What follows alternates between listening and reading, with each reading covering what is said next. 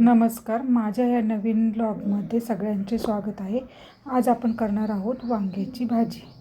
माझी पद्धत: लसूण घेतला आहे, हळद घेतला, आलं लसूण घेतलं आहे, हळद घेतला आहे, लाल बेडगी तिखट घेतलेलं आहे, तिखट घेतलं आहे, भाजलेले शेंगदाणे घेतलेले आहे, काळा लसूण मसाला घेतलेला आहे, कोथिंबीर, कांदा कापून घेतलेला आहे, मीठ लागणार आहे आपल्याला. हे सर्व साहित्य तयारी करून घेतलेली आहे. तेल लागणार आहे. शेंगदाणे हे भाजून घेतलेले होते. हे वांगे घेतलेले आहे, त्याच्याकडे खालचं देठ काढलेलं आहे, धुवून स्वच्छ घेतले होते आणि सगळं खालचे काटेरी काढून टाकलेलं आहे. आपण आता त्याला मधून चिरायचे आहे. अशा प्रकारे सगळे चिरून घेतलेले आहेत आणि इकडे कढई ठेवली आहे गॅसवर.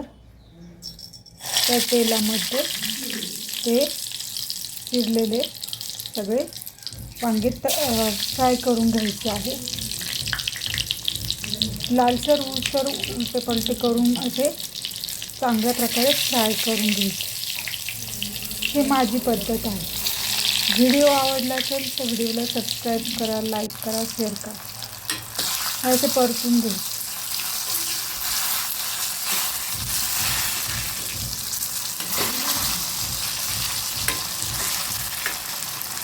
ते रेड होतात ते 5-10 मिनिटात.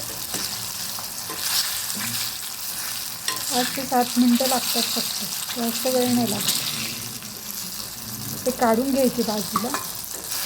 त्यात थोडंसं मी मीठ पण भरलेलं होतं, जेणेकरून आतमधली चव नंतर खाताना चव येते.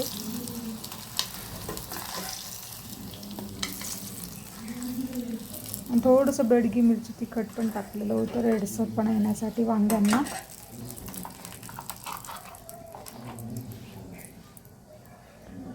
त्याच तेलात आता मोहरी टाकूया, हळद टाकूया. कढीपत्ता असेल तर कढीपत्ता टाकतात, माझ्याकडे नाही, मी नाही टाकला. कांदा टाकायचा. कांदा हा लालसर परतून घ्यायचा. आलं लसणाची आपण करूया, पेस्ट करून ठेवली. दाण्याचा कूट मिक्सरमध्ये काढून घ्यायचा आणि इकडे कांदा असा परतायचा लालसर होईपर्यंत.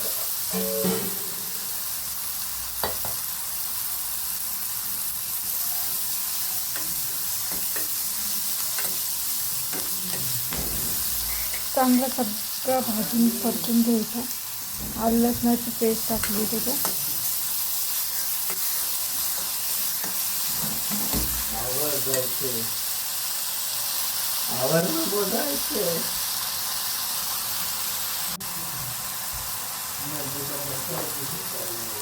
आणि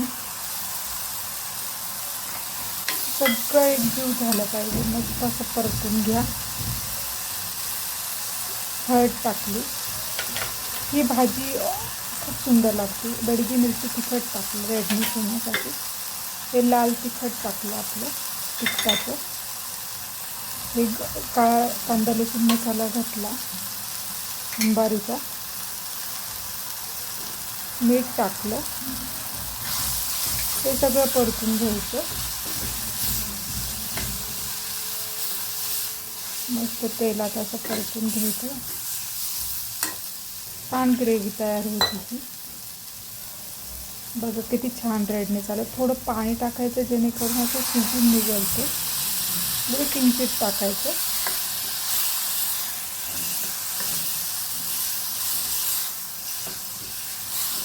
ते एकजीव झालं पाहिजे, तिखट, हळद आणि मीठ वगैरे.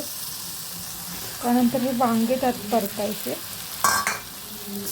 वांगे टाकून त्याच्यात परत चांगले फ्राय होऊन द्यायचे.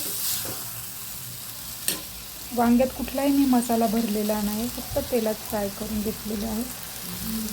हा मी दाण्याचं कूट केलेलं आहे. दाण्याचं कूट देखील टाकून द्यायचं. शेंगदाण्याचा कूट. थोडंसं पाणी टाकूया.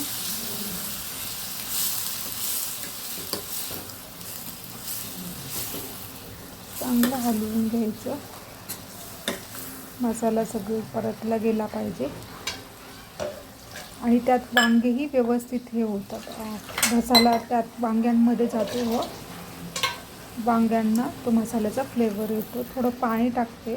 तुम्हाला जर ग्रेव्ही पातळ पाहिजे असेल वांग्याची भाजी तर तुम्ही पाणी जास्त टाकून सुद्धा करू शकता. दाण्याचा कूट असतो, कांदा असतो, सगळे मसाले असतात. छान अशी घट्ट वांग्याची पातळ अशी घट्ट अशी भाजी होती किंवा फ्राय पण होऊ शकते.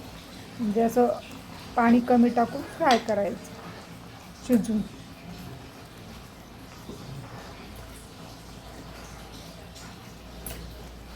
दोन्ही प्रकारे भाजी होऊ शकते. त्यावर कोथिंबीर आपण टाकलेली आहे. 5 ते 10 मिनटं याला चांगलं शिजू द्यायचं. वांगे तेलात फ्राय केल्यामुळे ते पटकन वांगे शिजले जातात. फक्त पाठीमागचा भाग शिजण्यास हे होतं.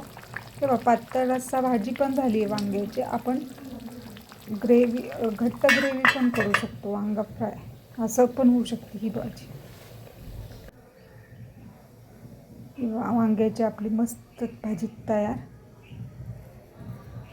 या खायला. दिसते खूप छान सुंदर झालेली आहे. व्हिडिओ आवडला असेल तर सबस्क्राईब करा नक्की. थँक्यू.